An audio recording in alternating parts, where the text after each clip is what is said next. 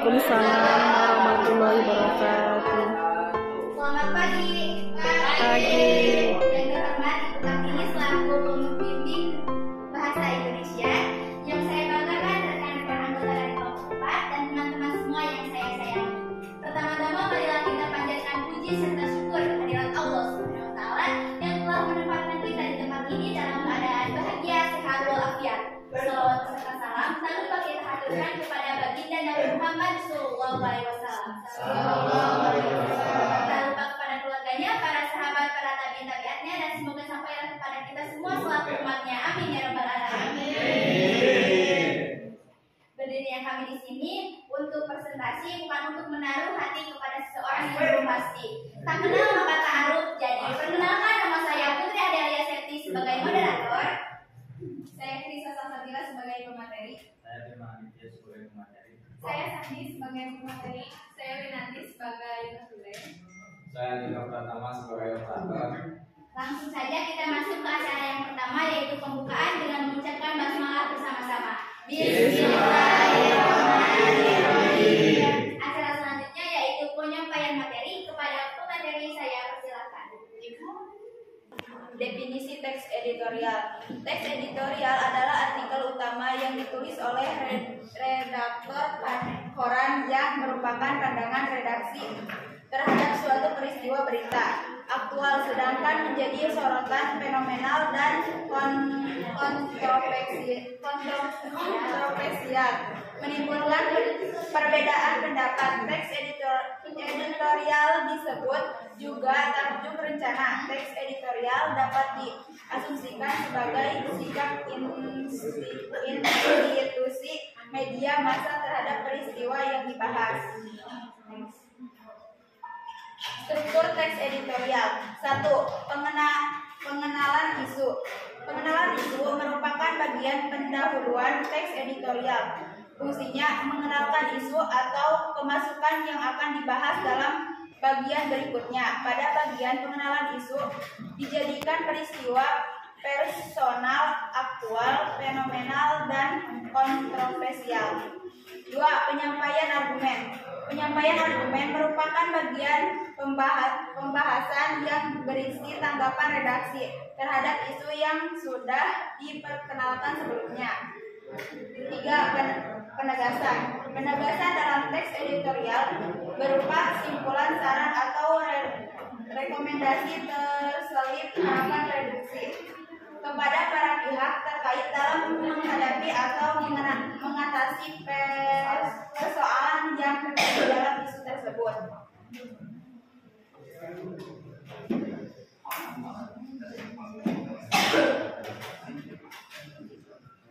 Pengertian fakta dan opini.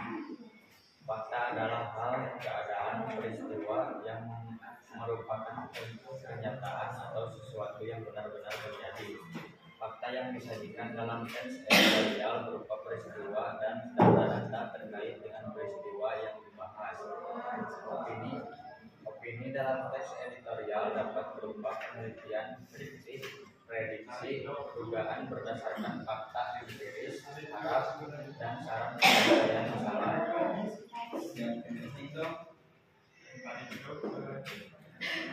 Kaidah kebahasaan. 1. Penggunaan kalimat retoris, yaitu kalimat pernyataan yang ditujukan untuk mendapatkan jawabannya. Pertanyaan tersebut dimaksudkan agar pembaca merenungkan masalah yang dipertanyakan tersebut sehingga tergugah untuk berbuat sesuatu atau minimal berupa pandangannya terhadap isu yang dibahas.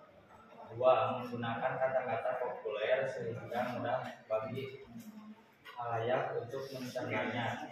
Tujuannya agar pembaca tetap merasa rileks meskipun membaca masalah yang serius dipenuhi dengan tanggapan yang kritis. 3.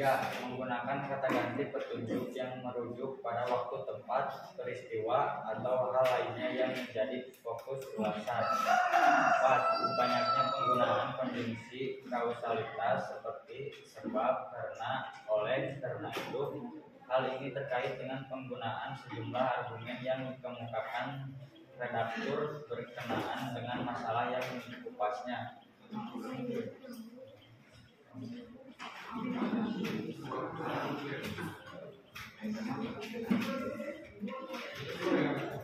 Baik, di sini saya akan membacakan artikelnya mengenai judi online. Judulnya itu judi online marak di Indonesia, sejumlah orang kecanduan. Kejenuhan dan kehilangan pendapatan akibat dihantam pandemi COVID-19 membuat sejumlah orang di Indonesia mengambil nasib lewat judi online. Dengan hanya bermodalkan telepon pintar dan uang puluhan ribu rupiah, mereka menjajal keuntungan. Namun dalam jangka panjang, mereka kecanduan dan berpotensi melakukan tindakan kriminal, kata pengamat sosial. Kementerian Komunikasi dan Informatika menyebut, sejak 2018 hingga 10 Mei 2022, pihaknya telah memutus akses 499.645 konten penjudian di berbagai platform digital. Tapi pemberantasan judi online di Indonesia berat, lantaran situs atau aplikasi judi online terus bermunculan dengan nama yang berbeda, meski aksesnya telah diputus. Pengamat sosial dari Universitas Indonesia, Devi Rahmawati, mengatakan pandemi COVID-19 yang menghancurkan banyak perekonomian keluarga menjadi faktor utama mengapa banyak orang terjebak pada judi online. Judi online, kata Devi, seakan memberikan jalan alternatif kepada masyarakat yang ingin mendapatkan tambahan pendapatan. Faktor berikutnya adalah kejenuhan. Ketika aturan pemerintah terkait COVID diberlakukan, banyak orang merasa terkurung di rumah dan akhirnya bosan. Judi online yang dibalut seperti permainan game biasa menggoda orang-orang untuk mencoba karena bisa diakses kapanpun dan dimanapun. Judi online menciptakan keseruan, membuat orang tertantang, termotivasi, dan penasaran. Hal lain yakni orang tak perlu keluar banyak uang untuk mencoba peruntungan judi online. Hanya dengan uang puluhan ribu rupiah memungkinkan mereka mendapat puluhan juta. Oleh karena itu, menurut Devi, tak ada seorang pun yang imun dari potensi jebakan judi online, entah itu berasal dari kelompok ekonomi maupun pendidikan bawah atau tinggi. Apa yang dilakukan pemerintah? Di Indonesia, aktivitas perjudian dilarang oleh pemerintah karena dianggap merugikan masyarakat dan melarang norma agama. Khusus judi online, Undang-Undang Informasi dan Transaksi Elektronik atau disebut juga dengan ITE menjerat para pelaku maupun orang yang mendistribusikan muatan perjudian dengan ancaman hukuman pidana penjara paling lama 6 tahun dan atau denda paling banyak sebanyak 1 miliar. Kendati jumlah situs atau aplikasi perjudian online yang beredar secara daring berpotensi lebih banyak dari hasil patroli siber, kata juru bicara Kominfo Dedi Permadi. Pemberantasan judi online di Indonesia sambungnya cukup berat lantaran situs atau aplikasi judi online terus bermunculan dengan nama yang berbeda meskipun aksesnya telah terputus. Sementara itu, Kominfo mengimbau masyarakat untuk menggunakan platform digital dengan bijak, baik untuk tujuan hiburan, transaksi ekonomi, dan kegiatan yang produktif. Sumbernya ini dari https://www.bbc.com/Indonesia spasi 61404363.AFP. Pendapatnya, jadi judi itu tidak boleh dilakukan karena bukan untung yang akan kita dapatkan melainkan kerugian. Kerugian dari perjudian bukan hanya tentang kehilangan uang. Perjudian dapat mempengaruhi harga diri, hubungan, kesehatan fisik dan mental, kinerja kerja dan kehidupan sosial. Perjudian tidak hanya dapat merugikan orang yang berjudi, tetapi juga keluarga, teman, tempat kerja, dan masyarakat. Terima kasih kepada pemateri yang sudah memaparkan materinya. Selanjutnya kita masuk kepada kelompok yang ingin bertanya. Saya batas minimal 1 pertanyaan per kelompok. Kepada audiens diharapkan tetap tertib dan tenang. Jika ada yang ingin bertanya, saya persilakan. Izin-izinnya. Silakan. Pertama, nama saya Sabri. Saya belajar dari kelompok 3, temanya politik. Ini bertanya, jika ada siswa atau siswi yang terlibat melakukan judi online, dengan apa yang diberikan? Terus, strategi apa yang dapat dilakukan untuk menghindari judi online di lingkungan sekolah? Mohon izin bisa diulang. Jika ada siswa atau siswi yang terlibat melakukan judi online,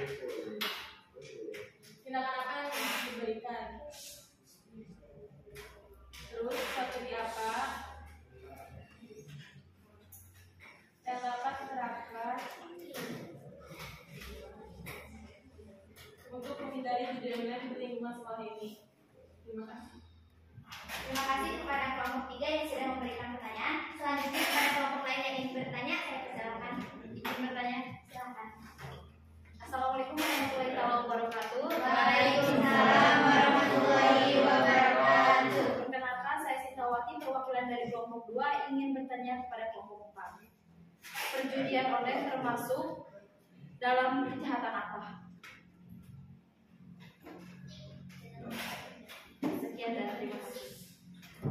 Terima kasih kepada kelompok yang sudah bertanya. Selanjutnya ada lagi yang bertanya? Baiklah. Selanjutnya izinkan kami untuk mendiskusikan jawabannya terlebih dahulu. Jawabannya sudah kami dapatkan dan sekarang akan dibacakan oleh Nurul. Baik, izinkan saya menjawab pertanyaan terlebih dahulu dari kelompok 3. Pertanyaannya, jika ada siswa atau siswi yang diketahui melakukan judi online, tindakan apa yang diberikan dan strategi apa yang dapat diterapkan untuk menghindari judi online di lingkungan sekolah ini? Jawabannya, tindakan yang diberikan: 1. Memberikan peringatan, 2. Memberikan sanksi, 3. Konseling dengan BK. Strategi untuk menghindari judi online di lingkungan: 1. Mengajak orang tua untuk berperan dalam mendidik anak. 2. Mengadakan program pemantauan HP dan internet atau rumah. 3. Mengadakan edukasi tentang dampak dari perjudian. 4. Membangun lingkungan positif. Apakah jawabannya dapat dipahami? Untuk selanjutnya, pertanyaan dari kelompok 2. Pertanyaannya, judi online termasuk kejahatan apa? Jawabannya, jadi perjudian online termasuk dalam cybercrime dan di Indonesia melanggar pasal 303 KUHP yang bisa dikenai hukum pidana. Apakah jawabannya dapat diterima? Bacakan kesimpulan. Kesimpulannya adalah teks editorial adalah artikel suatu peristiwa aktual, fenomenal, dan kontroversial. Memiliki 3 struktur, yaitu pengertian isu, penyampaian argumen, dan penegasan. Dengan kaidah kebahasaan, yaitu penggunaan kalimat retoris, menggunakan kata-kata populer, menggunakan kata ganti petunjuk, banyak penggunaan konjungsi kausalitas. Contoh dari teks editorial dalam tema sosial adalah seperti tentang kasus judi online yang banyak merugikan diri sendiri maupun negara. Mungkin cukup sekian presentasi dari kelompok kami. Jika ada kesalahan mohon dibicarakan baik-baik, bukan malah pergi mencari yang lebih baik. Cukup sekian presentasi dari kelompok kami. Mohon maaf bila ada kekurangan dan kesalahan. Maka dengan campur legislasi. Cukup sekian dan terima kasih. Wabillahi taufiq wal hidayah.